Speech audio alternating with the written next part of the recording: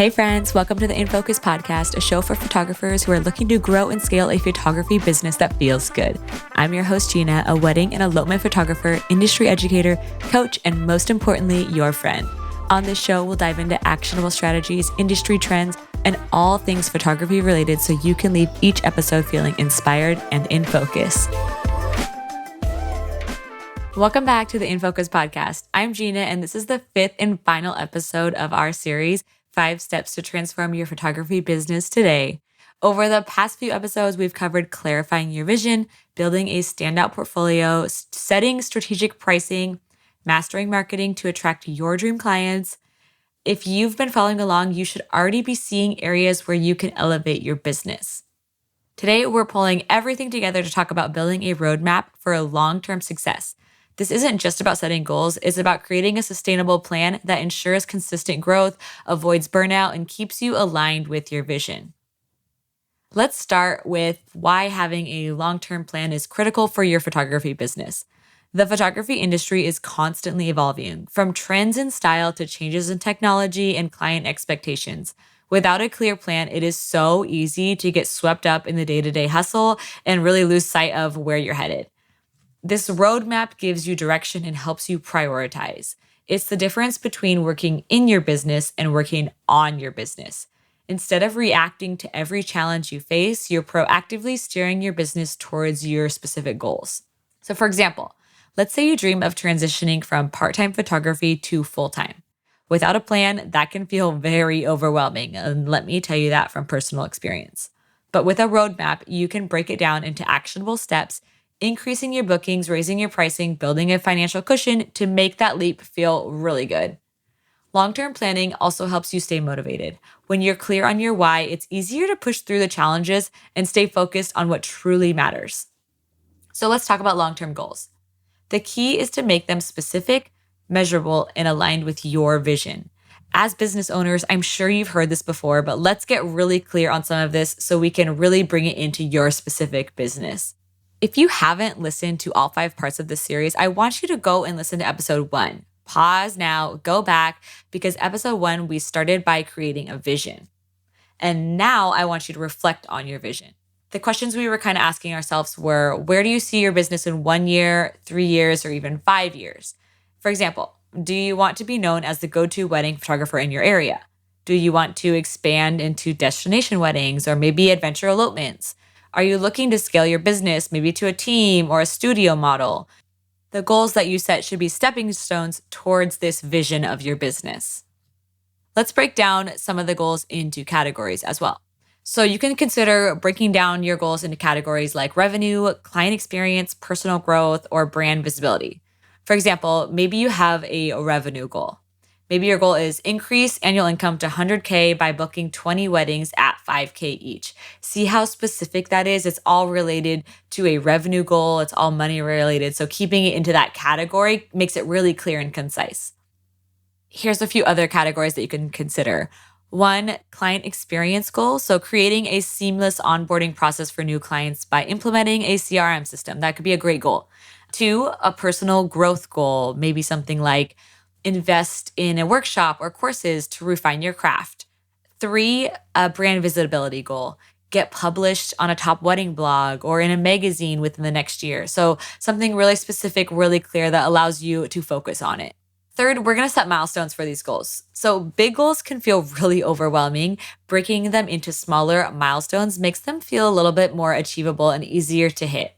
For example, if your goal is to book 20 weddings, your milestones might include something like booking 5 weddings in quarter 1, or increasing website traffic by 25% through SEO updates, or networking with 10 new vendors in your area. These 3 smaller milestone goals are going to hopefully land you those 20 booked weddings by the end of the year, but these smaller ones will be easier to hit and a little bit faster. Milestones make big goals feel achievable and help you track your process along the way. Once you've set your goals, the next step is creating a sustainable plan to achieve them. And let's break this down into actionable strategies. So first, prioritize consistency over perfection. One of the biggest pitfalls photographers face is trying to do everything perfectly. If you are a perfectionist, raise your hand out there. You are not alone. Instead, focus on being consistent. For example, set a schedule for your social media posts and actually stick to it, even if the content isn't perfect.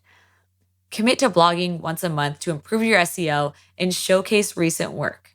Dedicate time each week to network or reach out to potential clients. Even if it's not perfect, just having that consistency in this process towards your goals will help them keep the needle moving. Our second actionable step is going to be using time blocking. As a photographer, it's easy to get pulled into a million directions in our businesses. We have a million things going on. We are wearing all the hats. So it's just so easy to get distracted. But time blocking can help you stay focused and productive. And here's how. So you want to dedicate specific blocks of time for tasks like editing, marketing, and client communication. So in your calendar, on your day-to-day task list, you would have a certain set number of hours specifically blocked out just for editing. I think something that's really interesting with this for photographers and creatives is that we have to really protect our creative time, our creative energy. While it's unlimited, at times it can be finite. We have certain areas and times of the day where we feel that creative spark and that really can really dive into our creative genius. So recognizing when that is and time blocking whatever feels the most need of that creative energy during that time. So if your social media post really craves that creative genius energy, make sure you're planning the time in your day, you're time blocking that social media time when you feel that creative genius like most alive and well within your day. For me personally, I know what really moved the needle in my business was setting aside one day a week for business development. So this is things like updating your website, reviewing your goals, planning your next steps. These are the things that can so easily get pushed to the back burner of our businesses. And essentially we need them to grow, but we get so caught up in the day-to-day of our business needs that we don't ever make time for them. So setting aside a day a week for specific things that need that day set aside for is so helpful. By organizing our time, we can avoid burnout and ensure that we're making progress on those long-term goals. Our third strategy is going to be tracking our progress. So regularly tracking your progress is essential for staying on course. And here's how we're going to do it. First, setting up monthly check-ins. At the end of each month, review your milestones and assess what's working and what's not working. This is also a really good time to just do a monthly check on your finances of the business and that making sure that you're organized there. 2, celebrating wins. Recognize your achievements, no matter how small. Did you book a new client this week? Did you book a new wedding this month? Did you publish your blog post that you said you were going to publish? Those wins add up and they should be celebrated. 3rd, adjust as needed. If something isn't working, don't be afraid to pivot. For example, if you're not getting traction on Instagram, consider focusing more on Pinterest or blogging.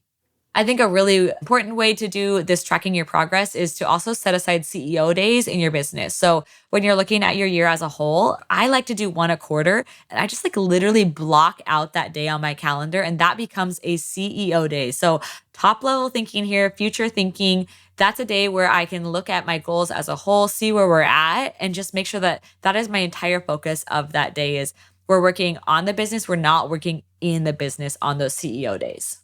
Our last strategy is going to be investing in growth. So sustainable success requires continuous learning and improvement. So consider attending some workshops or conferences to sharpen your skills, hiring a mentor or coach, or joining something like a mastermind to keep that fire lit and give you guidance, and setting aside a portion of your income for professional development.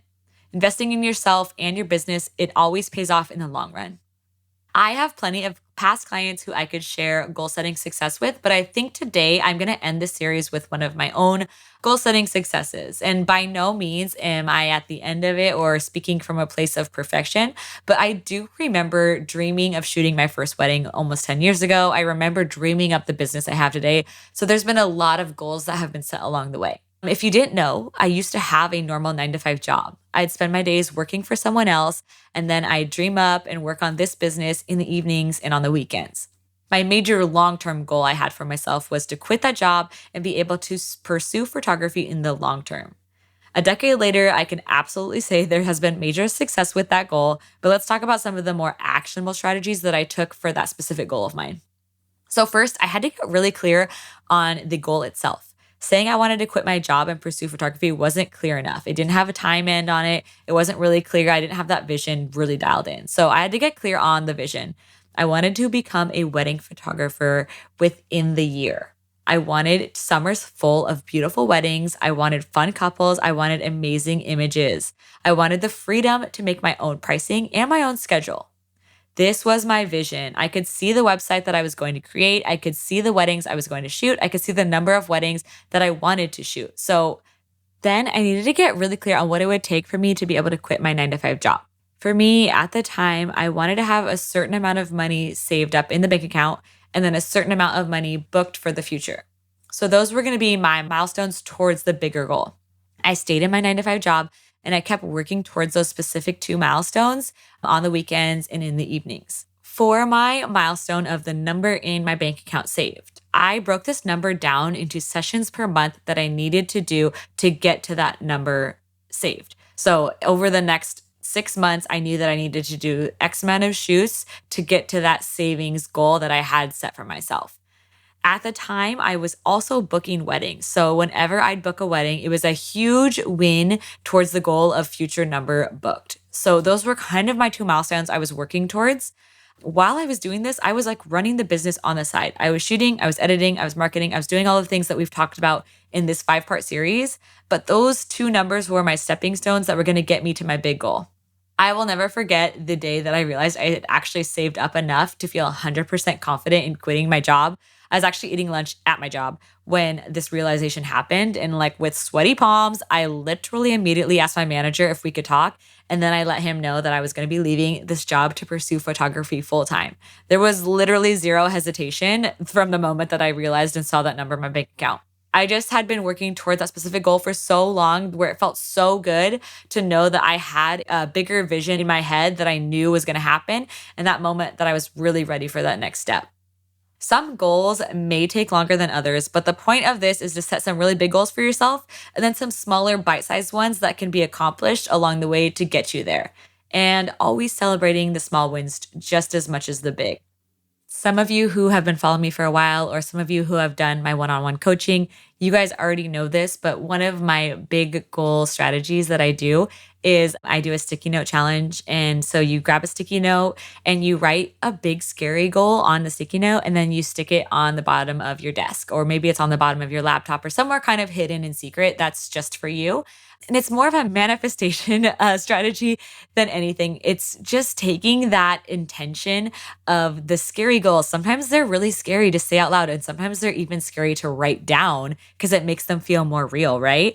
And so taking those really big, scary goals, putting them down on paper, writing them out and like staring at them, and then sticking it somewhere where you're going to have to someday come back to it, putting it out there into the universe and giving it life just a little bit for it to live on and start to manifest in your universe and in your world. So that's one of my favorite strategies. So if you do that, you don't have to share with me your goal, although you are so welcome to. Let me know that you do. I would love to see that. I would love to be able to cheer you on in that process. You guys, that's a wrap on my 5-part series for 5 steps to transforming your photography business today. I hope this episode and the entire series has inspired you to take some actionable steps towards building the business of your dreams. Remember, success does not happen overnight, but with a clear vision, intentional goals, sustainable plan, you can be well on your way. If you found this series valuable, I would love to hear your feedback. Leave a review or share your biggest takeaway on social media and tag me, please. I would love to share that as well. Don't forget to subscribe to the InFocus podcast so you don't miss upcoming episodes. I have a lot planned. They will not all be like this. These were a lot shorter. There was a 5-part series here, but I really wanted to just kick it off with 5 episodes that I knew would get the ball rolling in your businesses. And so we'll dive a little bit deeper into some of these and some fun things coming up in the future. I have much more in store to help you grow, scale, and thrive in your photography business. So stick around. But until next time, stay focused and keep smiling.